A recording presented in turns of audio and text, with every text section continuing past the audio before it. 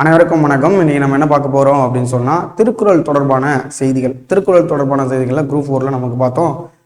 திருக்குறள் என்ற திருக்குறளுடைய ஓவியத்தை வரைந்தவர் யார் அப்படின்னு சொல்லி ஒரு கொஸ்டின் கேட்டிருந்தாங்க குரூப் 4ல.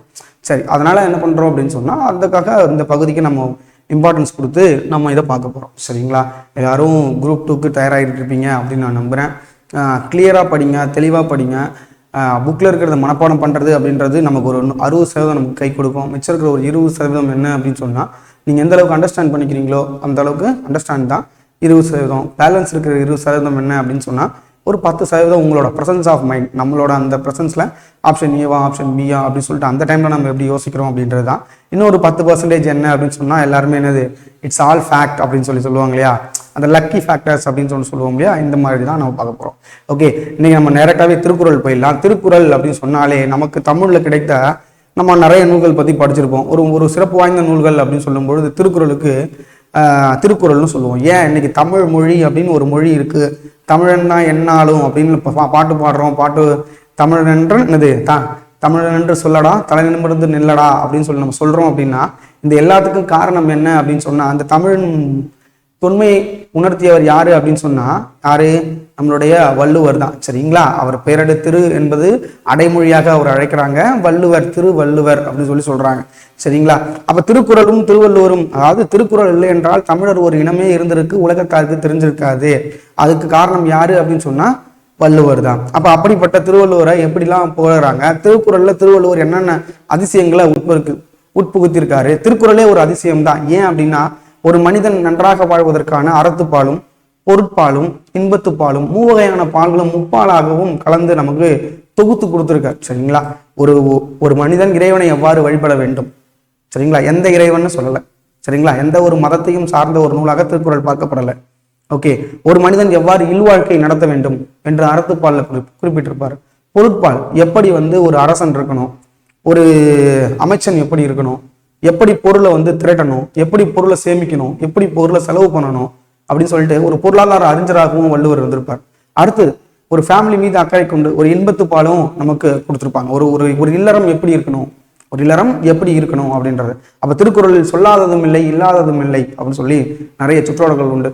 பாரதிதாசன்ல ஆரம்பிச்சு பாரதியார்ல ஆரம்பிச்சு நம்ம அறிவுமதி வரைக்கும் திருவள்ளுவரை பற்றியும் திருக்குறளை பற்றியும் நிறைய சொல்லிக்கிட்டு இருப்பாங்க. அதை பற்றி தான் டேட்டாஸ் தான் இன்னைக்கு பார்க்க போகிறோம். எல்லாமே டேட்டாஸ். இதுதான் முக்கியம் சார், இது முக்கியம் இல்லை அப்படின்லாம் இல்லை. ஓகே, இன்னொன்று 100% இதை பற்றி முழுமையாக நம்ம பார்த்துட்டோமா அப்படின்னு சொன்னாலும் இருக்காது. இன்னும் எக்ஸஸாக நம்ம தேடி படிச்சுக்க வேண்டியதுதான். ஓகே, ஃபர்ஸ்ட் என்ன பார்க்க போகிறோம் அப்படின்னு சொன்னால் உரை ஊற்றி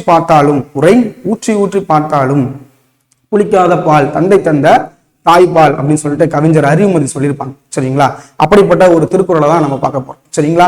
ஏன்னா இதை முப்பாலா வகுக்கிறாங்க, அதனாலதான் அதை பால் அப்படின்னு சொல்றாங்க. அறத்துப்பால், பொருட்பால், இன்பத்துப்பால். சரிங்களா? இப்ப ஃபர்ஸ்ட் யாரு அப்படின்னு சொன்னா திருவள்ளுவர். அதாவது திருக்குறளை பத்தி சொல்லணும் அப்படின்னு சொன்னா திரு அப்படின்றது என்ன அப்படின்னு சொன்னா நம்மளே பார்த்திருப்போம். திருமலர் செல்வன், திருமதி அப்படின்னு சொல்லிட்டு என்ன சொல்லுவாங்க அப்படின்னா ஒரு மரியாதை நிமித்தமா ஒரு அடைமொழி நிமித்தமா நமக்கு கொடுத்துருப்பாங்க. அதான் இங்க நமக்கு கொடுத்துறாங்க. திரு எப்படி பிரித்து எழுதுறாங்க அப்படின்னு சொன்னா திரு என்பது திரு பிளஸ் குறள் என்பதாகும். திரு பிளஸ் குறள். திரு அப்படின்னு சொன்னா என்னென்ன பொருள்லாம் இருக்கு அப்படின்னு பார்த்தோம் அப்படின்னா திரு என்றால் செல்வம், சிறப்பு, அழகு, மேன்மை, தெய்வத்தன்மை. இது எல்லாமே எதற்கானது அப்படின்னு சொன்னா திருக்குறள்ல வர குறள். குறள் அப்படின்னு சொன்னாலே 2 அடி வெண்பா. குறள் என்பது என்னது? 2 அடி வெண்பாக்களால் ஆனது குறள்னு சொல்லுவோம். அதனாலதான் 4 அடி 2 அடி கட்டவனிடம் வாயடி செல்லாது அப்படின்னு சொல்லிட்டு புலவர்கள் சொல்லியிருப்பாங்க. சரியா? அப்ப இதனுடைய ஆசிரியர் யார் அப்படின்னு சொன்னா திருவள்ளுவர். சரிங்களா? இவருடைய பெற்றோர் யாரு கொடுத்துருக்காங்கன்னா ஆதி பகவன். அதாவது எழுத்துக்களுக்கு தொடக்கம் அகரம் அப்படின்னு சொல்லிட்டு ஒரு குறள். அகரம் முகர எழுத்தெல்லாம் ஆதி பகவன் முதற்றே உலகு அப்படின்னு சொல்லிட்டு முதல் குறளா குறிப்பிடுறாரு. கடவுள் வாழ்த்து அப்படின்றதுல ஒரு முதல் குறளா இதை குறிப்பிடுறதால இவர் கடவுளை தன் தாய் தந்தையாகவும் அவர் ஏற்றிருக்கலாம். ஏன்னா எந்த ஒரு சமயத்தையுமோ எந்த ஒரு கடவுளையுமோ எந்த ஒரு மொழியையுமே இவர் முன்னிறுத்தல. அதனாலதான் திருக்குறள் இன்று வரைக்கும் உலக பொதுமறையாக உள்ளது. இந்த உலகத்தில் உள்ள ஒவ்வொரு மனிதனுக்கும் ஒரு பொதுவான நூல் அப்படின்னு சொன்னோம் அப்படின்னு சொன்னா அது திருக்குறள் தான். சரிங்களா? ஓகே, அப்ப ஆதி பகவன் அப்படின்றவங்க யாரா இருக்கலாம் அப்படின்னு சொன்னா பெற்றோரா இருக்கலாம். நிறைய டைம் கேட்ட கொஸ்டின் அவருடைய மனைவி பெயர் என்ன அப்படின்னு சொல்லிட்டு ஒரு 2016 2017 போன குரூப் 4 குரூப் 2 கொஸ்டின்ஸ்ல நம்ம பார்த்துருக்கலாம். வாசுகி அப்படின்னு சொல்லிட்டு குரூப் 4ல இந்த டிஎன்பிஎஸ் ரிலேட்டடான கொஸ்டின்ஸ்ல நம்ம பார்த்துருக்கலாம். ஓகே, அடுத்தது இவருடைய காலம் அப்படின்றது திருவள்ளுவருடைய வாழ்ந்த காலம் அப்படின்றதுக்கான ஒரு வரையறையே இல்லைங்க. நிறைய பேர் நிறைய காலங்களை நமக்கு கொடுத்துருப்பாங்க. நமக்கு மறைமலடிகள் அப்படின்னு சொல்லிட்டு ஒருத்தர் இருப்பாரு. மறைமலடிகள் தான் என்ன பண்றாரு அப்படின்னா கிமு 31 கிறிஸ்து பிறப்பதற்கு முன்பு 31 ஆண்டுகள், கிறிஸ்து பிறப்பதற்கு முன்பு 31 ஆண்டுகள் அப்படின்னு சொல்லுவோம். இன்னைக்கு பாத்தீங்க அப்படின்னு சொன்னா 2025. ஓகே, இப்ப இது வந்து திருவள்ளுவர் ஆண்டா நான் கணக்கிடணும் அப்படின்னா இந்த 31 நான் ஆட் பண்ணிக்கணும். 31 ஆட் பண்ண என்ன கிடைக்கும் எனக்கு? 2056. அவ்வளவுதான். இதான் இப்போதைக்கு உள்ள திருவள்ளுவர் ஆண்டு. சரிங்களா? அப்ப திருவள்ளுவர் ஆண்டு கிமு 31. இது யாருடைய பாயிண்ட் ஆஃப் வியூ எடுத்துக்கிறாங்க அப்படின்னா தனித்தமிழ் இயக்கத்தின் தந்தையான மறைமலை அடிகள். மறைமலை அடிகள் நமக்கு தெரியும் இல்லையா? மறைமலை அடிகள் யாரு? நீலாம்பிகை அம்மையாரோட அப்பா. சரிங்களா? அடுத்து இவர் எந்த ஊர்ல பிறக்கிறாரு அப்படின்னு சொன்னா திருமயிலாப்பூர். இவரோட என்ன ஊர்ல பிறக்கிறாரு அப்படின்னு சொன்னா திரு மயிலாப்பூர்ல இருக்காரு. இவர் இயற்றிய நூல் அப்படின்னு சொல்லும் பொழுது திருக்குறள். அதாவது சொல்ல திருக்குறளை எழுதியவர் யாரு அப்படின்னு சொன்னா திருவள்ளுவர் அப்படின்னு சொல்லுவோம். இந்த நூல் என்ன பண்றாங்க அப்படின்னு சொன்னா இது ஒரு அறம் சார்ந்த நூல். மனிதனுடைய வாழ்வை இரண்டாக பிரிக்கிறார்கள். ஒன்னு அறம் சார்ந்தது, ஒன்னு அகம் சார்ந்தது, ஒன்னு புறம் சார்ந்தது. அதுலயும் ரொம்ப எது முக்கியம் அப்படின்னு சொன்னா மொத்தம் 4 சொல்லுவோம். அறம், பொருள், இன்பம், வீடு அப்படின்னு சொல்லுவோம். அதுல அறம் சார்ந்த நூல், புறம் சார்ந்த நூல் சொல்லிட்டு 2ஆ பிரிக்கும் பொழுது அறநூல்களில் முதன்மையானது எது அப்படின்னு சொன்னா திருக்குறள். அறநூல்களில் பெரியது எது அப்படின்னு சொன்னா திருக்குறள். நம்ம பார்த்துருப்போம் 17 மேல் கணக்கு, 17 கீழ்கணக்கு, 8 தொகை, 10 பாட்டு, 17 மேல் கணக்கு, 17 கீழ்கணக்கு எல்லாமே அறநூல்களா இருக்கு. சரிங்களா? ஒரு 4 அடியாரா இருக்கலாம், ஒரு முதுமதி காஞ்சியா இருக்கலாம், ஒரு பழமொழி 400 இருக்கலாம். ஒரு திருக்குறள் தான். இந்த நூல்கள்ல எது முதன்மையானது அப்படின்னு சொன்னா நம்ம இந்த 18 நூல்ல அறநூல்களில் முதன்மையானது அப்படின்னு சொன்னா நம்ம திருக்குறளை தான் சொல்லுவோம். சரியா? சரி, இந்த திருக்குறளுக்கு சிறப்பு பெயர்கள் இருக்கு. இதை எழுதின திருவள்ளுவருக்குமே நமக்கு சிறப்பு பெயர்கள் இருக்கு. என்னென்ன பெயர் சொல்லி அழைக்கிறாங்க அப்படின்னா நாயனர், தேவர், முதற்பாவலர், தெய்வப்புலவர், நான்முகனார். நான்முகன் சொன்ன யார சொல்லுவோம்? பிரம்மன் சொல்லுவோம். அப்படிப்பட்ட ஒரு படைப்பாளரும் குறிப்பிட்டாங்க. மாதானுபங்கி, சென்னா போதர், பொய்யில் புலவர். பாருங்க, பொய்யில் புலவர், பெருநாவலர். கீழ்கண்டவற்றுள் திருவள்ளுவரின் சிறப்பு பெயர்களில் பொருந்தாதது எது அப்படின்னு நமக்கு ஒரு கொஸ்டின் கேட்கலாம். என்னெல்லாம் கொடுத்துருக்காங்க? நாயனர், தேவர், முதற்பாவலர், தெய்வ புலவர், நான்முகனார், மாதானுபங்கி, சென்னா போதர், பொய்யின் புலவர், பெருநாவலர். அடுத்து பார்த்தோம் அப்படின்னு சொன்னா இந்த திருக்குறளை என்னென்ன சொல்லிலாம் அழைக்கிறாங்க அப்படின்னு சொல்லி பார்ப்போம். ஃபர்ஸ்ட் பாத்தீங்கன்னா பொதுமறை. சரியா? இதே ஒரு ப்ரீவியஸ் கொஸ்டின் தான். உலக பொதுமறை என்று அழைக்கப்படக்கூடிய நூல் எது அப்படின்னு சொன்னா எதாவது சொல்லுவோம். எல்லாத்துக்கும் ஒரு மறை என்றால் வேதம். மறை என்றால் வேதம். வேதம் அனைத்திற்கும் பொது. வேதம் அனைத்திற்கும் பொது அப்படின்னு சொல்றதுதான் பொதுமறை. அடுத்தது தமிழ் மறை. தமிழ் வேதம் அப்படின்னு சொல்லி அழைக்கப்படுது. உலக பொதுமறைன்னு அழைக்கப்படுது. முப்பால். ஏன் முப்பால்? அறத்துப்பால், பொருட்பால், இன்பத்துப்பால் என 3 வகையான பாலை கொண்டதால முப்பால் ஆகும். உத்திரவேதம், தெய்வ நூல், பொய்யாமொழி, பொய்யில் புலவர் எழுதுனதால பொய்யா மொழி, வாயுரை வாழ்த்து, வாயுரை வாழ்த்து, திருவள்ளுவ பயன், திருவள்ளுவ பயன், அற இலக்கியம், பொருளுரை, பொருள் உரை. அடுத்த என்ன பார்த்துப்போம்? திருவள்ளுவம், முதுமொழி, தமிழர் திருமறை. இது எல்லாமே பார்த்தோம் அப்படின்னு சொன்னா திருக்குறளுடைய சிறப்பு பெயர்கள். சரியா? இப்ப திருக்குறளோட சிறப்பு அப்படின்னு சொன்னாலே நம்ம என்னெல்லாம் சொல்லுவோம்? வள்ளுவர் கோட்டம் இருக்கு சொல்லுவோம். 2000 ஆரம்பிக்கப்பட்ட 90 கட்ட ஆரம்பிச்சா 2000 கட்டி முடிக்கப்பட்ட திருவள்ளுவருடைய சிலை. இப்ப கரண்ட் அஃபேர்ஸ் ரிலேட்டடா பார்த்தோம் அப்படின்னா திருவள்ளுவருக்கான மாநாடு நடத்திருக்காங்க. எங்க நடத்திருக்காங்க? கன்னியாகுமரியில நடத்திருக்காங்க. அடுத்து இந்த அதிகாரங்களை எப்படி பிரிக்கிறாங்க? திருக்குறளை எப்படி பிரிக்கிறாங்க? அதனுடைய உட்பிரிவு என்னவா இருக்கு அப்படின்னு சொன்னா அதிகாரங்கள் அப்படின்னு சொல்றாங்க. மொத்தம் எத்தனை அதிகாரங்கள் கொண்டது அப்படின்னு சொன்னா 133 அதிகாரங்களை திருக்குறள் கொண்டது.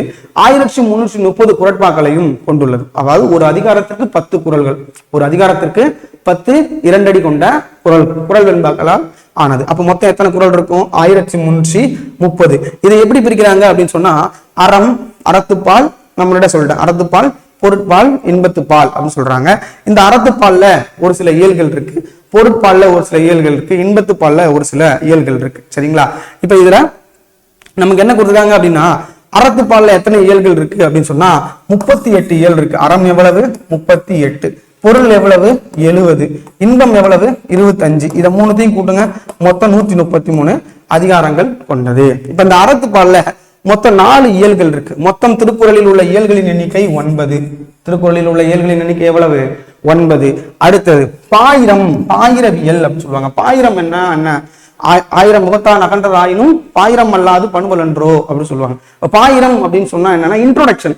இன்ட்ரோடக்ஷன் இல்ல அப்படின்னு சொன்னா அந்த குறள் வந்து என்ன இருக்காது, சிறப்பா இருக்காது. அப்ப பாயிரவியல்ல எனக்கு மொத்தம் 4 அதிகாரங்கள் கொடுத்திருக்காங்க.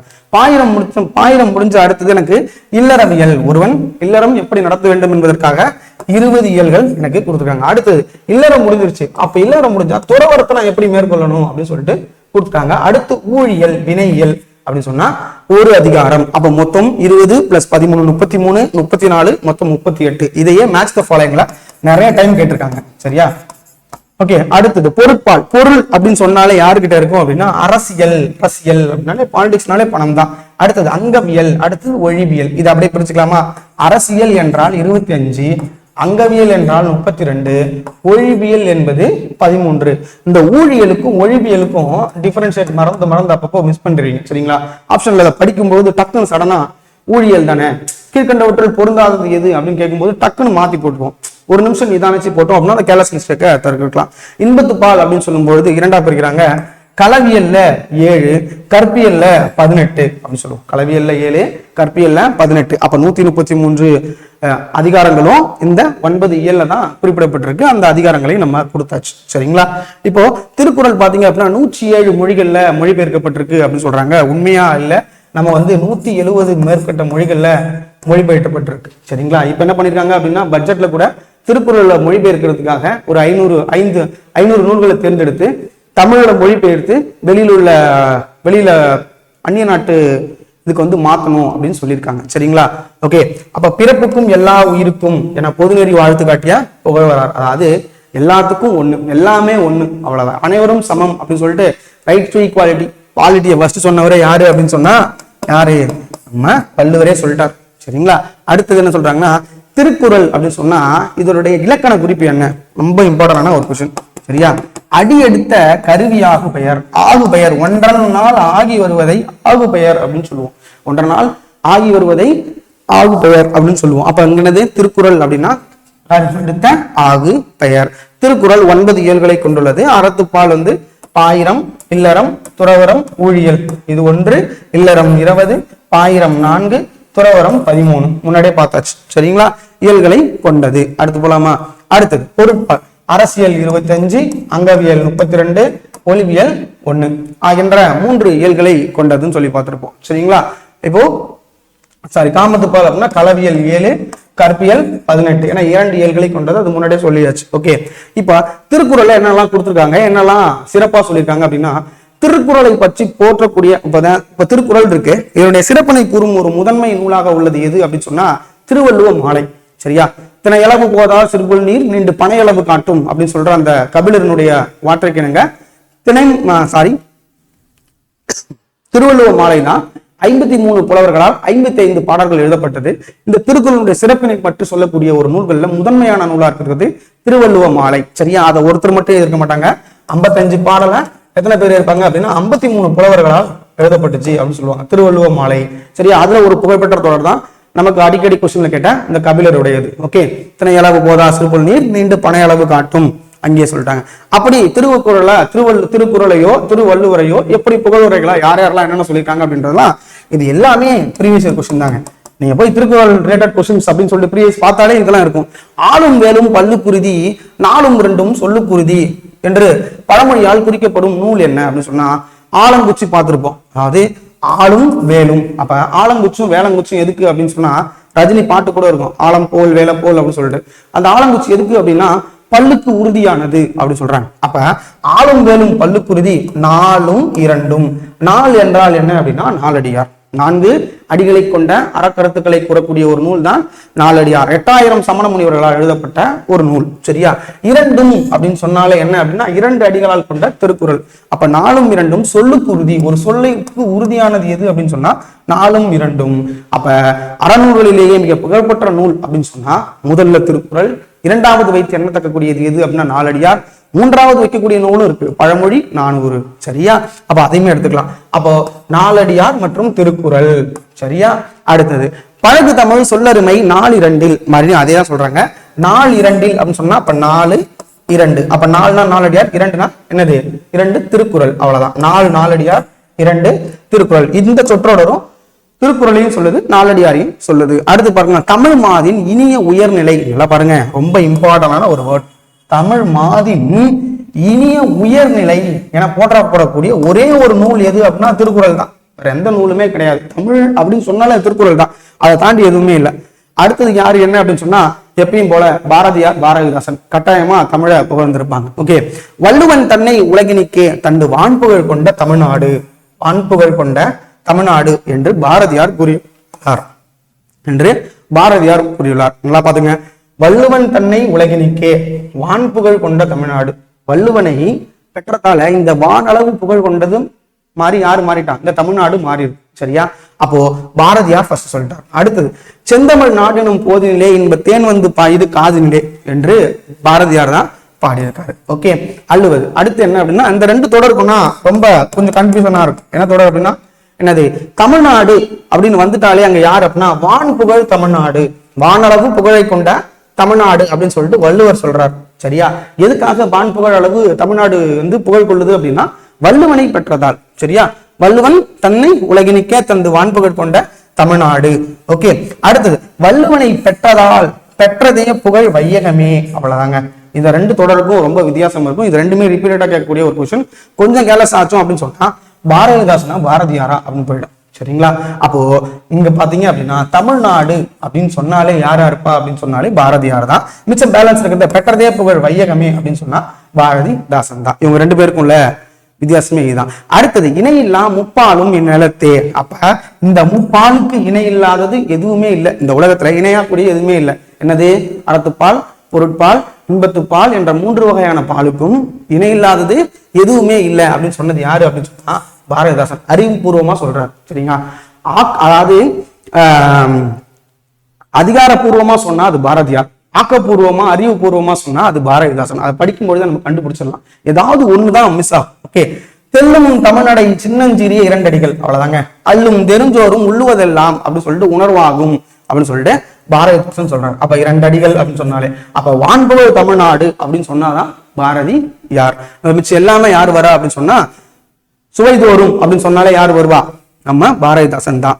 அடுத்து பாருங்க பாரதிதாசனே வெல்லாததில்லை திருவள்ளுவன் வாழ் விளைந்தவற்றில். அதை எப்படி சொல்லுவாங்க அப்படின்னா சொல்லாததில்லை, வெல்லாததில்லை, பொல்லாததில்லை, எல்லாமே இருக்கு, எதுவுமே இல்லாததே இல்லை அப்படின்னு யார் சொல்றா? எல்லாமே இருக்குன்னு சொல்லிட்டு பாரதிதாசன் தான் சொல்றாரு. இதுவுமே ஒரு ப்ரீவியஸ் இயர் கொஸ்டின் தான். சரிங்களா? இப்போ இந்த இடத்துல நம்ம ப்ரீவியஸ் இயர் கொஸ்டின், இது ப்ரீவியஸ் இயர் நான் எல்லாத்தையுமே சொல்லிட்டு போலாம். இதுல இருக்கிற டேட்டாஸ்ல ஒரு 60% டேட்டா ப்ரீவியஸ் இயர் கொஸ்டின் தான். சரிங்களா? நீங்க ஜஸ்ட் ப்ரீவியஸ் இயர் கொஸ்டின் திருப்பி பாருங்க, உங்களுக்கே தெரியும். ஓகே, வள்ளுவன் செய் திருக்குறளை மறவன் தன் குணந்தோர்கள் மனோன்மணியம் பூசுந்தரனார் குறிப்பிடுறார். என்ன சொல்றாங்க அப்படின்னா வள்ளுவர் செய் திருக்குறளை மறவன் நன்குணர்ந்தோர்கள் என்று மனோன்மணியம் குறிப்பிடுறார். நம்ம ஷார்ட்கட் வச்சுக்கலாம், மறவன் மனோன்மணியன். அவ்வளவுதான்.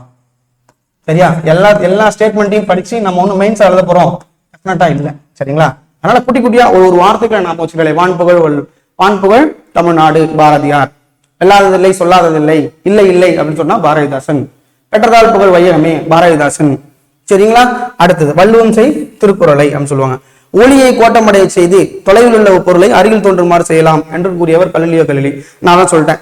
இப்ப நம்ம ஒரு பனிக்காலத்துல பனி வந்து கீழே இருக்கும். இப்ப பனி வந்து கீழே ஊந்துருக்குன்னு வச்சுக்கோங்களேன், டாட்டடா இருக்கும். அந்த டாட்ல பாத்தீங்க அப்படின்னா பக்கத்துல இருக்கிற அந்த மரம் செடிகள் எல்லாமே அந்த புல்லுல தெரியும்.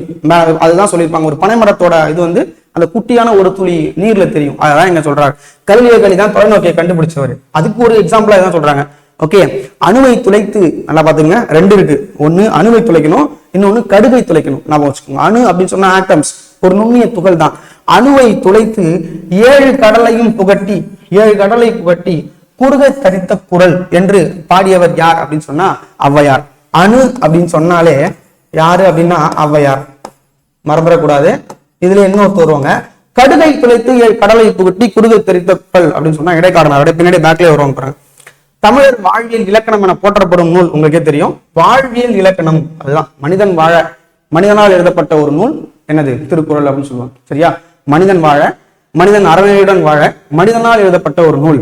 மனிதனுக்கு கூறிய அறிவுரை தான் திருக்குறள் அப்படின்னு சொல்லுவாங்க. சரியா? திருவள்ளுவர் தோன்றுகிறார்கள் தமிழன் என்ற ஒரு இனம் இருந்திருப்பதாக உலகத்தாருக்கு தெரிந்திருக்காது அப்படின்னு யார் சொல்றா அப்படின்னு சொன்னா விஸ்வநாதன்.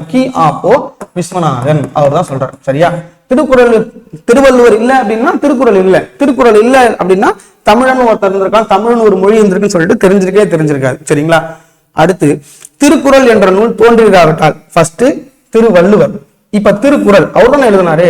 திருக்குறள் என்ற நூல் தோன்றிராவிட்டால் தமிழ் மொழி என்ற ஒரு மொழி இருப்பதாக உலகத்தாருக்கு தெரிந்திருக்காது. அதே கியாபே விஸ்வநாதன் தான். சரிங்களா? அடுத்து போகுமா? சொல்லழகும் பொருளழகும் ஒழுங்கே ஒளிரும், சொல்லழகும் பொருளழகும் ஒழுங்கே ஒளிரும் திருக்குறளை வாழ்க்கைக்கு விளக்கமாக கொண்டு செல்வதே சால பொருத்தம். நல்லா பாத்துங்க, என்ன பொருத்தம்? சால பொருத்தம். அப்படின்னா இதான் கீவேர்ட். சாலம் அப்படின்னு சொன்னாலே சாத்தனார், சாலம் அப்படின்னு சொன்னா சாத்தனார். நான் சொல்லிட்டேன், மறவன் அப்படின்னா மனோன்மணியம் சொன்னோமா, அப்ப இங்க என்னது? திருக்குறள் என்னது? சால பொருத்தம் அப்படின்னு சொல்றது யார் சொல்லுவா? சீத்தலை சாத்தனார். யார் வந்து சீத்தலை சாத்தனார்? எந்த நூல் எழுதியிருப்பாங்க? 50 காப்பியங்கள்ல ஒரு நூல் எழுதியிருப்பாங்க, கமெண்ட் பண்ணுங்க. ஓகே, திருக்குறளின் சிறப்பை உணர்த்தும் நூல் திருவள்ளுவர் மாலை. நான் முன்னாடியே சொல்லிட்டேன், 53 புலவர்களால் 55 பாடல்கள் உள்ளன அப்படின்னு சொல்லியிருப்பேன். சரிங்களா? வாழ்வியல் நெறிகளை மனித நாகரிகம் பிற நாடுகளில் இருந்து தோன்றும் முன்னரே வகுத்து காட்டிய நூல். அவ்வளவுதான். இப்ப நம்ம சொல்றோம்ல, நாகரிகமா இரு, பண்பாடோட இரு, கலாச்சாரத்தோட இரு, மனிதநேயத்தோட இரு அப்படின்னா சொல்றோம்ல, இதெல்லாம் நம்ம 2000 ஆண்டுகளுக்கு முன்பு, 2000 ஆண்டுகளுக்கு முன்பு அப்படின்றதே என்ன அப்படின்னா ஒரு அப்ராக்சிமேட்லி தான். ஏன் 2000 ஆண்டுகள் முன்னு சொல்றோம்? கிமு 31 மறைமலடிகளார் ஒரு வரையறை செய்கிறார். ஏன்னா கிறிஸ்து அந்த திருவள்ளுவர் ஆண்டை நான் எப்படியாவது கொண்டாடணும், அதை நான் எப்படி வரையறை பண்ணணும்னு தெரியல. சரி, நிறைய அறிஞர்கள் சொன்னாலும் தமிழக அரசு மறைமலையடிகளுடைய அவர் சொன்ன அந்த குறிப்பு தான் கிமு 31. அதை தான் எடுத்து ஸ்கூல் புக்ல கொடுத்தாங்க, அதை தான் நம்ம படிக்கிறோம். சரிங்களா? அடுத்தது பாருங்க, இறை கோட்பாட்டின் பொது நெறியை கூறும் நூல் திருக்குறள். ஆமாங்க, கடவுள் வாழ்த்து ஆரம்பமே எங்க ஆரம்பிக்குது? கடவுள் வாழ்த்து. ஒரு இறைவனை எவ்வாறு வழிபட வேண்டும் எல்லாமே குறிப்பிடும். இதுல அதான் சொல்லுவாங்க, இதுல சொல்லாததும் இல்லை, இல்லாததும் இல்லை. ஓகே, காலத்தால் முற்பட்டது, பொருட்சிறப்பால் உயர்ந்ததுமாக திகழ்வது திருக்குறளே.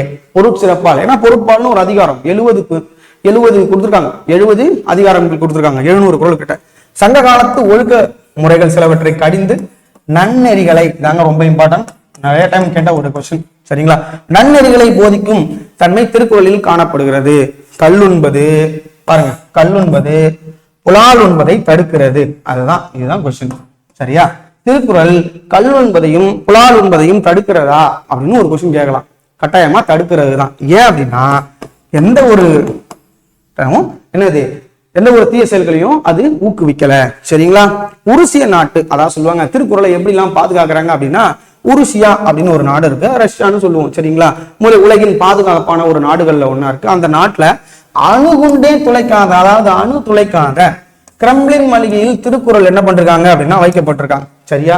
அது இல்லாம இங்கிலாந்து நாட்டு காட்சி சாலையிலும் வைக்கப்பட்டுள்ளது இந்த திருக்குறள். யாரோட வச்சிருக்காங்க அப்படின்னா, அதாவது இங்கிலாந்துக்காரங்க வந்து நமக்கு தெரியும் கிறிஸ்டியானிட்டிய கொண்டவங்க. அவங்களுடைய புனித நூலா எது கருதப்படுது அப்படின்னா விவிலியம், பைபிள்னு சொல்லுவோம். அந்த பைபிளோட அந்த திருக்குறளை வச்சிருக்காங்க. அப்ப எந்த அளவுக்கு அதுக்கு மதிப்பு கொடுத்துருக்காங்க அப்படின்னு பாத்துக்கோங்க. சரிங்களா? இங்கிலாந்துடைய மகாராணி காலையில் எழுந்தவுடன் படிப்பது முதல் நூல் எது? திருக்குறள் தான். சரிங்களா? அறநீனும் இன்பமும் ஈனும் திறனீனும் தீதின்றி வென்ற பொருள் அப்படின்னு ஒரு திருக்குறள் இருக்கு. இந்த திருக்குறள் தான் ஒரு மனித வாழ்க்கைக்கு தேவையான அறம், பொருள், இன்பம், வீடு. சரியா? இது 4மே குறிப்பிடப்பட்டிருக்கு. இது 4மே வந்தா ஒரு சேர வந்த ஒரு குறள் அப்படின்னு சொன்னா அறனினும் இன்பமும் எனும் திறனினும் தீதின்றி வந்த பொருள். நிறைய பத்திரிகை எல்லாம் நீங்க அதை பார்க்கலாம். இதுக்கு முன்னாடி இந்த கல்யாண பத்திரிகை எல்லாம் முதல் திருக்குறளை அந்த கொடுத்துருப்பாங்க. ஏன் அப்படின்னா ஒரு மனுஷன் வாழறதுக்கு அறம் வேணும், பொருள் வேணும், இன்பம் வேணும், வீடு பேரு வேணும். அப்ப இது 4மே இருக்கு அப்படின்னு சொல்றாங்க. நிறைய திருமண பத்திரிகைகளை இதை நம்ம பார்த்திருப்போம். சரிங்களா? அப்புறம் இதை தாண்டி நமக்கு என்ன கொடுத்துருப்பாங்க அப்படின்னா, திருக்குறள்ல ஒரு 10 அதிகாரங்கள் இருக்கு. உடைமை என்னும் சொல்லி அமைந்துள்ளன. என்னென்ன உடைமையெல்லாம் இருக்கு அப்படின்னு சொல்லி பார்க்கும்போது, அன்புடைமை, அடக்கமுடைமை, ஒழுக்கமுடைமை, பொறையுடைமை, அருளுடைமை, அறிவுடைமை, ஊக்கமுடைமை, ஆழ்வினை உடைமை, பண்புடைமை, நானுடைமை. நிறைய டைம்ல கேட்டிருப்பாங்க, கீழ்கண்டவற்றில் பொருந்தாதது எது? ஏதாவது ஒரு உடைமையை மாத்தி கொடுப்பாங்க. அடக்கமுடைமை அப்படின்னு சொல்லி மாத்தி கொடுப்பாங்க, இல்ல ஒழுக்கமுடைமையை மாத்தி கொடுப்பாங்க, ஏதாச்சும் ஒண்ணு கொடுப்பாங்க. அப்ப உடைமை அப்படின்னு சொல்லக்கூடிய அதிகாரங்கள் மொத்தம் எத்தனை? மொத்தம் 10. சரியா? அடுத்து பாருங்க, திருக்குறளில் 7 என்னும் சொல்லுக்கு எத்தனை? 7 என்ற எண்ணு பெயர் 8 குறள்ல காணப்படுது. எழுமையும் எழுபிறப்பும்.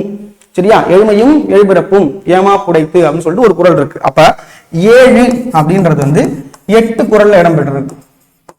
ஏன் இந்த 7 சிறப்பானது அப்படின்னு சொல்றாங்க அப்படின்னா, திருக்குறள்ல மேல 4 சீர், கீழே 3 சீர். அப்ப மொத்தம் எத்தனை சீர்? 7 சீர். சரியா? அடுத்தது அதிகாரங்களை கூட்டுங்களேன். 1, 133 கொடுத்தோம் அப்படின்னா அதை கூட்டினா என்ன கிடைக்கும் எனக்கு? சாரி, ஏதோ மாத்தி கொடுத்துருன்னு நினைக்கிறேன். ஓகே, இந்த 133 ஆட் பண்ணுங்களேன். 1 + 3 + 3 எவ்வளவு? 7. சரியா? அதே மாதிரி 1330 குறள் இருக்கு. 1 + 3 + 3 + 0 எவ்வளவு? 7. அதனால இந்த 7 என்னும் எண்ணுக்கும் திருக்குறளுக்கும் ஒரு மிகுந்த தொடர்பு உண்டு. இதுதான் அந்த தொடர்பு. சரிங்களா? அதிகாரத்திலையும் வரும், இயல்களை கூட்டினாலும் நமக்கு கிடைக்கக்கூடியதா பார்ப்போம். சரிங்களா? அதுதான் கொடுத்துருப்பாங்க. திருக்குறளில் கோடி நம்ம சொல்லுவோம்ல, கோடி ரூபாய் பணம் இருந்தா பிறலாடுவோம். அப்ப கோடி எத்தனை வார்த்தையில கிடைச்சிருக்கு அப்படின்னா 7 இடங்கள்ல கிடைச்சிருக்கான். சரியா? கோடி எத்தனை இடத்துல கிடைச்சிருக்கு? 7 இடங்கள்ல கிடைச்சிருக்கு. அது 7 வெவ்வேறு பொருள்களை தான் உணர்த்தும். சரிங்களா? அப்ப 70 கோடி என்ற சொல் ஒரே ஒரு முறை மட்டுமே வந்துள்ளது. இதெல்லாம் கேட்கறதுக்கான வாய்ப்புகள் இருக்கு. சரிங்களா? ஓகே, திருக்குறளில் இடம்பெற்ற ஒரே ஒரு எண் எது கேட்கறாங்க? அது 9 அப்படின்ற ஒரே ஒரு எண்ணு மட்டும்தான். சரிங்களா? நம்ம ஸ்கூல் புக்லயே கொடுத்துருப்பாங்க. உதடுகள் ஒட்டாமல் இருக்கக்கூடிய ஒரு குறள் அப்படின்னு சொன்னா பற்றுக பற்றட்டான் பற்றினை அப்பற்றை பற்றுக பற்று விடற்கு அப்படின்னு சொல்லிட்டு 324வது குறள் நம்ம கொடுத்துருப்பாங்க. அதாவது உடல்கள் ஒட்டும், பற்றுக பற்றற்றான் பற்றினை அப்பற்றை பற்றுக பற்று விடற்கு. சரிங்களா? அப்ப சொல்லி முடிக்கிற வரைக்கும் இந்த மாதிரியான ஒரு சிறப்பு தான் நம்ம கொடுத்துருப்பாங்க. சரியா? இந்த திருக்குறள்ல என்னென்ன மலர்கள்லாம் இருக்கு அப்படின்னு சொன்னா அனிச்ச மலரும் கோலை மலரும் நம்மளே பார்த்திருப்போம். அனிச்ச மலரை எதற்கு ஊமையா சொல்லுவாங்க? விருந்தினர் வீட்டுக்கு வந்தா முக மலர்ச்சியுடன் இருக்கிறதுக்காக அனிச்ச மலரை குறிப்பிடுவாங்க. சரிங்களா? அனிச்சை கோலை ஆகிய 2 மலர்களை திருக்குறள் குறிப்பிடுது. ஆனா ஒரே ஒரு பழம் தான். என்ன பழம்? நெருஞ்சி பழம். என்ன சொல்றாங்க? நெருஞ்சி பழம். திருக்குறளில் இடம்பெற்றுள்ள பழ வகையில ஒன்னே ஒண்ணு எது அப்படின்னா நெருஞ்சி. அனிச்சம் கோலை எல்லாருமே போட்டுருவோம், இந்த நெருஞ்சியை மறந்துடக்கூடாது. சரியா? நிறைய டைம் நம்ம படிச்சிருப்போம். அடுத்து திருக்குறளில் இடம்பெற்றுள்ள மரங்கள் அப்படின்னு சொன்னாலே என்ன அப்படின்னு சொன்னா பனை மரம். நான் அந்த மாதிரி சொல்றேன் இல்லையா, பனை மற்றும் மூங்கில். சரியா? பனை மற்றும் மூங்கில் ரொம்ப ஸ்பெசிஃபிக்கான ஒரு கொஸ்டின். திருக்குறளில் இடம்பெற்றுள்ள விதை என்ன அப்படின்னா குன்றிமணி. குன்றிமணி அப்படின்ற ஒரு விதை தான் திருக்குறள்ல இடம்பெற்றிருக்கு. திருக்குறளில் இடம்பெறாத ஒரே ஒரு உயிர் எழுத்து வேணாம் வச்சுங்க. உயிர் எழுத்து மொத்தம் எத்தனை? 12. ஆ முதல் அவ்வரை அப்படின்னு சொல்லி பார்த்திருப்போம். அதுல 11 உயிர் எழுத்துக்கள் இடம்பெற்றிருக்கும். எந்த உயிர் எழுத்து மட்டும் இடாதான்? அவ் அப்படின்ற ஒரு உயிரெழுத்து மட்டும்தான். ஏன் அப்படின்னா இந்த அவ்வோட சிறப்பு என்னன்னா, அவ் அப்படின்றது என்ன அப்படின்னா முதன்மையானது மட்டும். அவ் என்பது முதல் எழுத்தாக மட்டுமே தோன்றும். அதனால அதை குறிப்பிடப்படலை. ஓகே, ஒண்ணு. அடுத்தது திருக்குறளில் இருமுறை வரும் அதிகாரம் என்ன அதிகாரம் அப்படின்னா குறிப்பறிதல். என்னது? குறிப்பறிதல். குறிப்பறிதல் என்னது? ஒன்றன் குறிப்பால் நம்ம உணர்ந்து கொள்ளக்கூடியதுதான் குறிப்பறிதல் அப்படின்னு சொல்லுவோம். சரியா? அடுத்தது திருவள்ளுவரை என்ன சொல்றாங்க நம்ம பார்ப்போம். திருவள்ளுவர் ஆண்டு, திருவள்ளுவர் நாள் அப்படின்னு சொல்லிட்டு செலிப்ரேட் பண்றோம். நல்லா பாருங்க. தை 1 என்னது? தை மாசம் 1ஆம் தேதி, தை மாசம் 2ஆம் தேதி. இதே நிறைய பேருக்கு டவுட் வரும். தை 1, தை 2. சரியா? இதுதான் என்ன சொல்லுவோம் அப்படின்னா நியூ இயர்னு சொல்லுவோம். நியூ இயர்னு என்ன அர்த்தம்? திருவள்ளுவர் ஆண்டு. சரியா? அடுத்தது இதுதான் என்ன சொல்லுவோம்? திருவள்ளுவர் நாள் அப்படின்னு சொல்லுவோம். முதல்ல ஆண்டு தான் பிறக்கும், அதுக்கப்புறம் தான் நாள் பிறக்கும் அப்படின்னு நாம வச்சுக்கோம். சரியா? அதுதான் நமக்கு கொடுத்துருப்பாங்க. தமிழக அரசு திருவள்ளுவர் நாளாக எதை அறிவிக்குது அப்படின்னா தை மாசம் 2ஆம் தேதி. அப்ப திருவள்ளுவர் ஆண்டாக எதை அறிவிக்குது அப்படின்னு சொன்னா தை மாசம் 1ஆம் தேதி. அப்ப முதல்ல ஆண்டு பிறக்குது, ஆண்டு பிறந்ததுக்கு அப்புறம் தான் நாள் பிறக்குது. அப்ப 1 ஆண்டு, 2 நாள். அவ்வளவுதான். நான் முன்னாடியே சொல்லிட்டேன். கிமு 31 அடிப்படையாக கொண்டே திருவள்ளுவர் ஆண்டு கணக்கிடப்படுகிறது. தற்போதுள்ள ஆண்டு 31 + 2025 = 2056.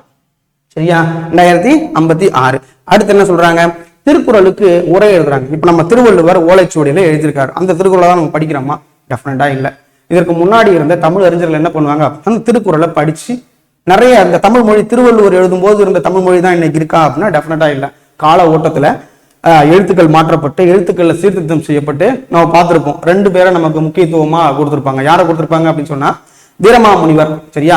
வீரமாமுனிவர்னு ஒருத்தர் இருந்திருப்பாரு. கான்ஸ்டான் ஜோசப் பெஸ்கி இத்தாலி நாட்டை சேர்ந்த ஒருத்தர் தான் என்ன பண்ணுவாரு அப்படின்னு சொன்னா எழுத்து சீர்திருத்தம் கொண்டு வருவாரு.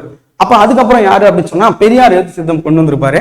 இந்த 2 பேர் தான் எழுத்து சீர்திருத்தம்னு பார்த்திருப்போம். இதுல முதன்மையானவர் யாரு அப்படின்னு சொன்னா வீரமாமுனிவர் தான்.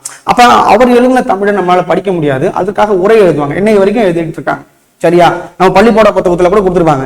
என்ன யாருடைய உரை கொடுத்துருக்காங்க அப்படின்னா வாசுபா மாணிக்கம் அவருடைய உரை தான் நமக்கு ஸ்கூல் புத்தகத்துல கொடுத்துருக்காங்க. சரிங்களா?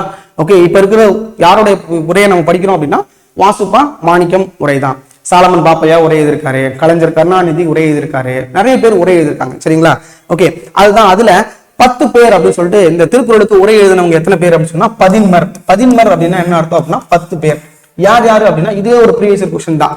தருமர், என்னது தருமர், தாமத்தர், பருதி, திருமலையர், பரிபெருமாள், மணக்குடவர், நச்சர், பரிமேலழகர், மல்லர், காளிங்கர் என 10 பேர் தான் திருக்குறளுக்கு உரை எழுதியிருக்காங்க. சரிங்களா? திருக்குறளுக்கு உரை எழுதியவங்க எத்தனை பேரு? 10 பேரு. அந்த 10 பேரையும் நான் இங்க கொடுத்துருக்கேன். சரிங்களா? இதுல வந்து கீழ்கண்டவற்றுள் யாராவது எடுத்துட்டு ஒருத்தவங்க பொருந்தாதவரா நம்ம கொடுக்கலாம். ஓகே, அடுத்தது திருக்குறளுக்கு முதல் யார் உரை கண்டா அப்படின்னு சொன்னா மணக்குடவர் உரையே. என்னது மணக்குடவர். முதல்ல யாரு திருக்குறளுக்கு உரை எழுதணும் அப்படின்னா மணக்குடவர் உரை தான். அப்ப அப்படி மணக்குடவர் எழுதினாலும் அதுல யாருடைய உரை சிறந்த உரையா இருக்கு அப்படின்னு சொன்னா யாருடைய உரை? பரிமேலழகருடைய உரையே சிறந்த உரை. திருக்குறளின் சிறந்த உரையாக கருதப்படுவது பரிமேலழகர் உரையே. முதலில் திருக்குறளுக்கு உரை எழுதியவர் யார் அப்படின்னு சொன்னா மணக்குடவர். சரியா? தருமத்தர் காலத்தால் முற்பட்டவர், பரிமேலழகர் காலத்தால் பிற்பட்டவர். சரியா?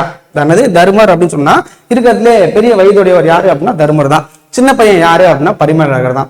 அவர் எழுதின உரை தான் இன்னைக்கு நமக்கு புரியுது, நிறைய ஃபேமஸ் ஆகும், அவ்வளவுதான். சரிங்களா?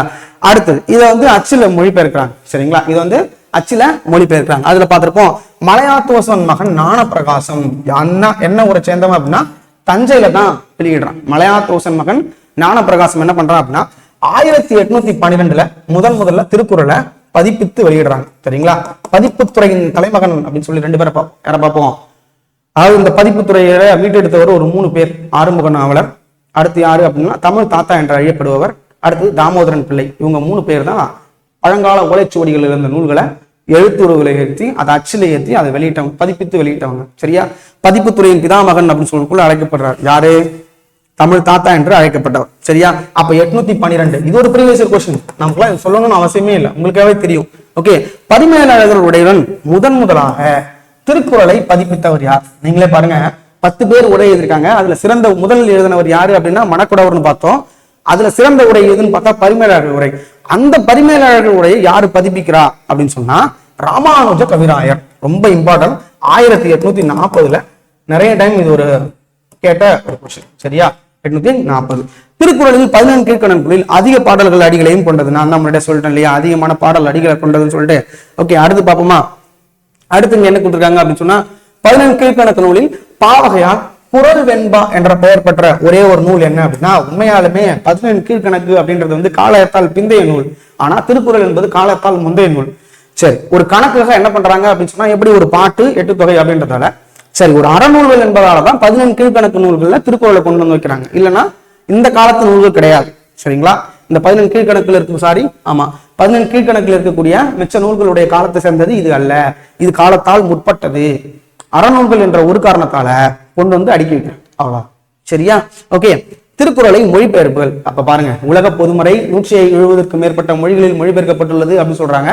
இந்த மொழிபெயர்ப்புல இருந்து கட்டாயமா நமக்கு மேட்ச் ஆஃப் ஃபாலோயிங்ல கொஸ்டின் இருக்கு. சரியா? வீரமா முனிவர், நான் தான் சொல்லிட்டேன், தமிழ் முனிவர்களில் ஒருவராக கருதப்படுபவர் யார் அப்படின்னு சொன்னா சொல்லின் செல்வரான ராபி சேது பிள்ளை வீரமா முனிவரை குறிப்பிடுறார். சரியா? இன்னைக்கு நம்ம சென்ட் ஜோசப் இந்த ஸ்கூல்ஸ் எல்லாம் பாக்குறோம் இல்லையா, பெஸ்கி ஹையர் செகண்டரி ஸ்கூல், இந்த ஸ்கூல்ஸ் எல்லாமே இவர் தான் நிறுவுறார். வீரமா முனிவர் கொன்ஸ்டான் ஜோசப் பெஸ்கி அப்படின்னு சொல்லி பார்த்திருப்போம். ஓகே, இவர் என்ன பண்றாரு அப்படின்னா அறத்துப்பாளையும் பொருட்பாளையும் மட்டும் லத்தீன்ல மொழிபெயர்க்கிறார். நான் வச்சுங்க, எந்த மொழியில மொழிபெயர்க்கிறாரு? லத்தீன்ல. ரொம்ப இம்பார்ட்டன்ட். எப்படி மொழிபெயர் எந்த மொத்தம் 3 வகையான பால் இருக்கு, அறத்துப்பால், பொருட்பால், இன்பத்துப்பால். ஆனா அதுல எதை மட்டும் எடுக்கிறாரு? அறத்துப்பாளையும் பொருட்பாளையும் மட்டும்தான். சரியா? மொத்தம் 108 அதிகாரத்தை மொழிபெயர்ப்பார். ஓகே, அடுத்தது ஜி போப். அவ்வளவுதாங்க. இங்கே ஒரு தமிழ் மாணவன் உறங்கி கொண்டிருக்கிறான் அப்படின்னு சொல்லிட்டு தமிழை 40 ஆண்டுகளாக படித்து சுவைத்து அதை வெளியிடுவார். அப்ப ஜி போப் அவர்கள் என்ன பண்றாரு அப்படின்னா ஆங்கிலத்துல மொழிபெயர்ப்பார்.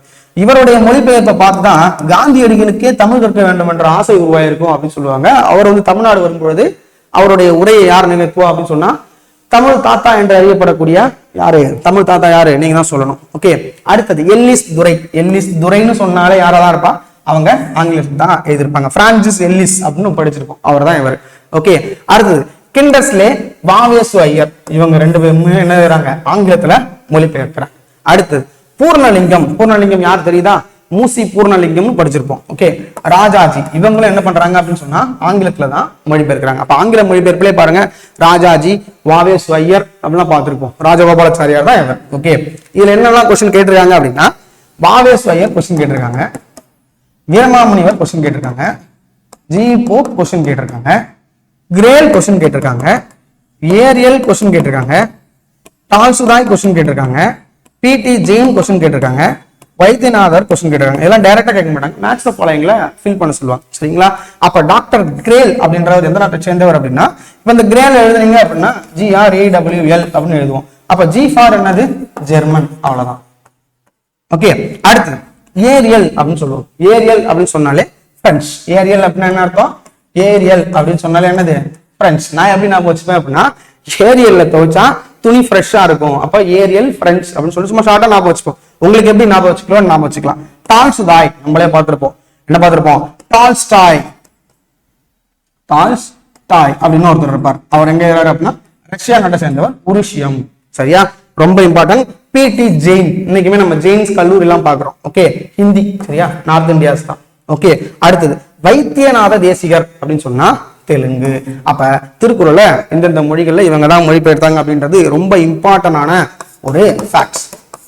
கட்டாயமா எதிர்பார்க்கப்படலாம். இதுக்கு முன்னாடியும் கேட்டிருக்காங்க, இனியும் கேட்பாங்க. ஓகே.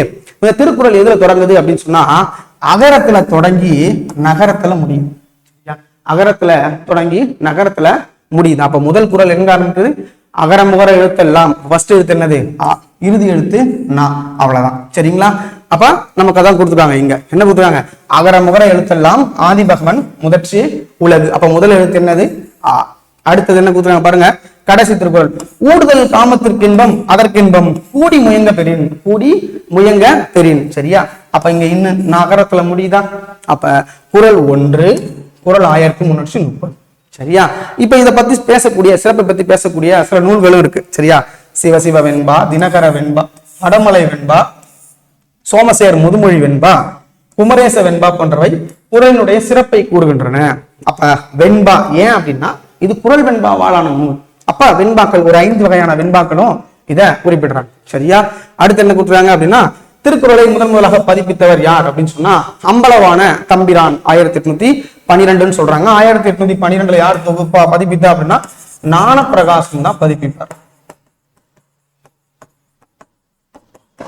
தம்பிரான் வணக்கம் என்னும் தமிழ் புத்தகம்னு சொல்லி ஒரு இடத்துல படிச்சிருப்போம். முதலில் அச்சில் ஏறிய முதல் தமிழ் புத்தகம் தம்பிரான் வணக்கம் 1574 அப்படின்னு சொல்லிட்டு படிச்சிருப்போம். அடுத்தது பரிமேலழகருடன் இவர் பதிப்பிச்சது எப்போ அப்படின்னு சொல்லி பார்த்தோம் அப்படின்னா ராமானுஜ கவிராயர் 1840 பதிப்பிச்சிருப்பாரு. 1886 ஜி போப் மொழிபெயர்த்திருப்பார்.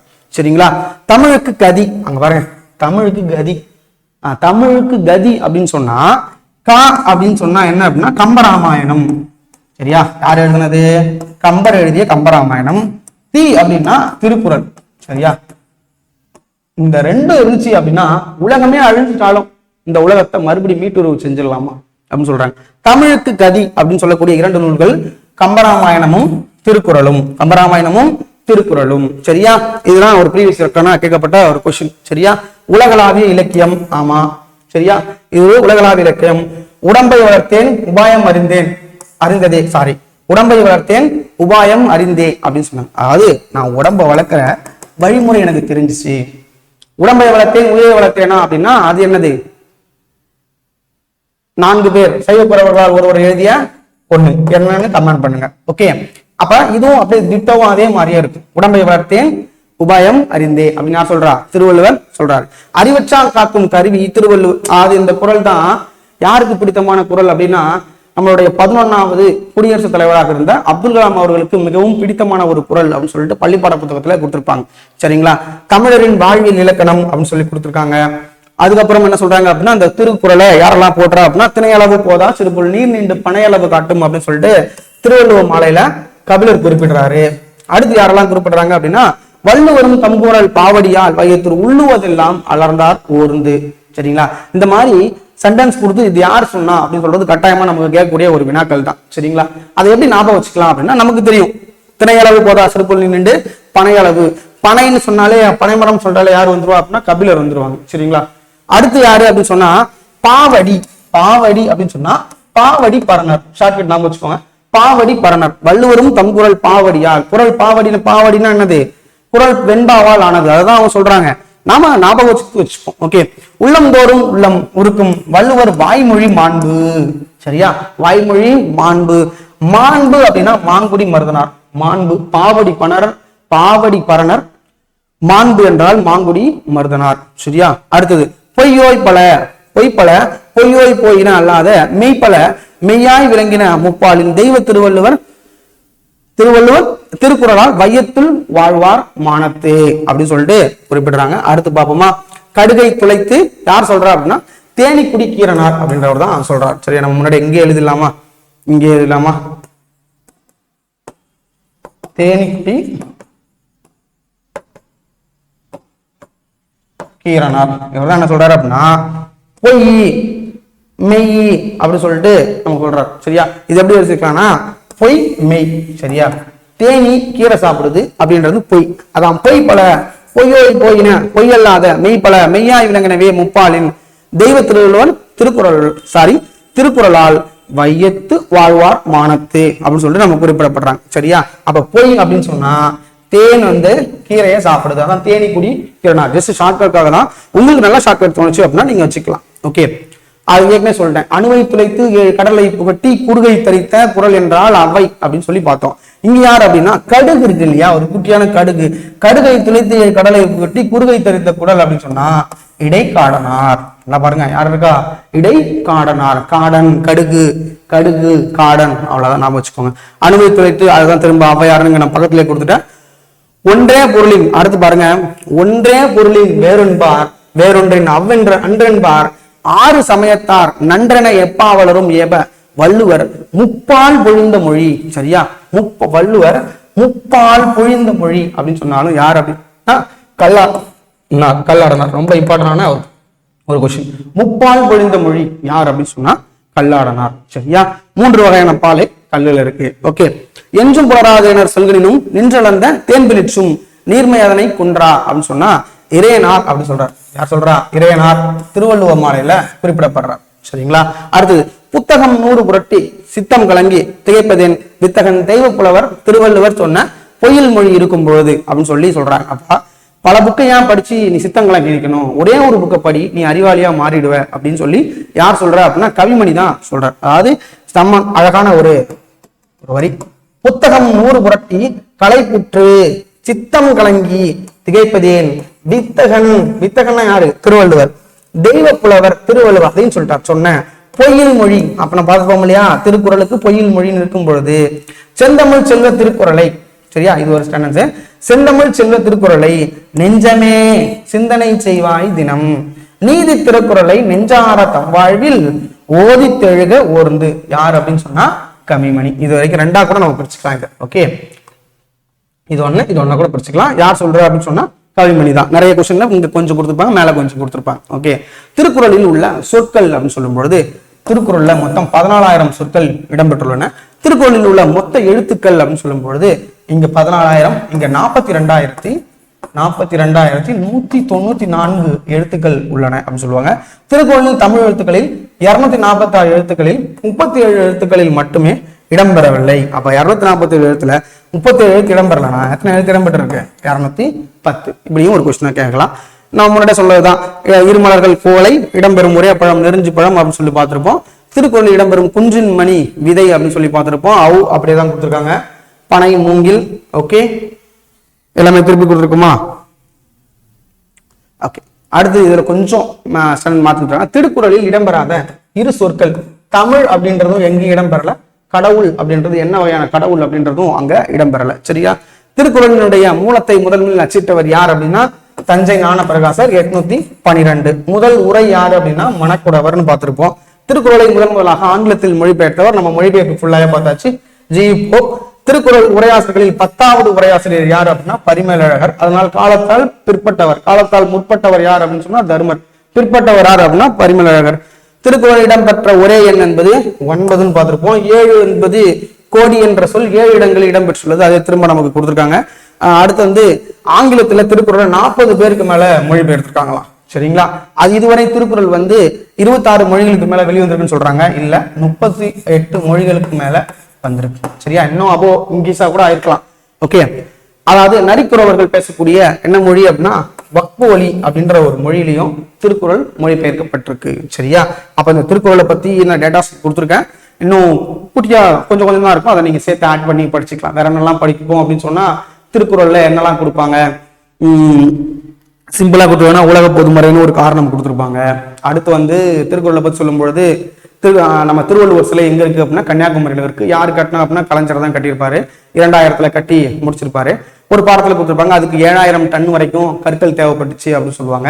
அதனுடைய உருவம் இருக்கு இல்லையா, அதனுடைய பீடம் வந்து அறத்துப்பாலானது, அதனுடைய திருவுருவ சிலை வந்து பொருட்பால் மற்றும் இன்பத்துப்பாலால் ஆனது அப்படின்னு சொல்லுவாங்க. வெள்ளை மற்றும் கருப்பு நிற கற்கள் பளிங்கு கற்களால் அது கட்டப்பட்டுச்சு அப்படின்னு சொல்லி நமக்கு கொடுத்துருப்பாங்க. 7000 டன் வரைக்கும் அதனுடைய எடை, இந்த கற்களினுடைய எடை வந்து தேவைப்பட்டிருக்கும் அப்படின்னு சொல்லியிருப்பாங்க. இப்போ ரீசெண்டா திருவள்ளுவருக்கான மாநாடு நடத்தினாங்க கன்னியாகுமரியில. திருவள்ளுவருக்கான மாணவர் மாநாடு அப்படின்னு சொல்லிட்டு கன்னியாகுமரியில நடத்தினாங்க. சரியா? அதே மாதிரி திருக்குறள்ல பல்வேறு மொழிகளில் மொழிபெயர்த்து அதை வெளியே அனுப்புறதுக்காக பட்ஜெட்லயும் நமக்கு பணம் ஒதுக்கியிருந்தாங்க. 2 கோடின்னு நினைக்கிறேன். கரெக்டா எக்ஸாக்டா ஞாபகம் இல்லை, ஒரு அடி திரும்ப பார்த்துக்கோங்க. ஓகே, அப்போ கரண்ட் அப்டேட்டட் வரைக்கும் நல்லா படிச்சு வச்சுக்கோங்க. இன்னும் பேலன்ஸ் ஏதாச்சும் இருந்துச்சு அப்படின்னா அதையுமே நான் வந்து அடுத்த வீடியோவில் உங்களுக்கு ஷேர் பண்றேன். நன்றி, வணக்கம். நல்லா படிங்க, அழகா ரிவிஷன் பண்ணுங்க, சிலபஸ் வைஸா படிங்க. ஒரு குட்டியான ஒரு இன்ஃபர்மேஷன் தான், என்ன படிச்சாலும் சிலபஸ் ஓரியன்டா படிங்க. டிஎன்பிஎஸ்சி சிலபஸ் ஓரியன்டட் தான் கொஸ்டின் கேட்கலாம், அவுட் ஆஃப் சிலபஸ் கொஸ்டின் இல்லை. அப்போ அதை மைண்ட்ல வச்சுக்கிட்டு பொறுமையா slow study win the race. 18 நாள் இருக்கு, பதட்டப்படாம படிங்க. உண்மையை சொல்லணும்னா 2 நாள்ல ஒட்டுமொத்த சிலபஸையுமே தமிழ் சிலபஸ் ஈஸியா படிச்சிடலாம். நம்ம ஜிஎஸ்க்கு நீங்க எவ்வளோ டைம் கொடுத்து படிச்சாலும் அவன் அவுட் ஆஃப் சிலபஸ் தான் கேட்க போறான், பள்ளி பாட புத்தகத்தை தாண்டி தான் கேட்க போறான். ஆனா பள்ளி பாட புத்தகத்தை வச்சு பள்ளி பாட புத்தகத்தை கேட்கக்கூடிய கேள்விகளை தப்பாகாம பார்த்துக்கணும், அவ்வளவுதான். சரிங்களா? Okay, thank you.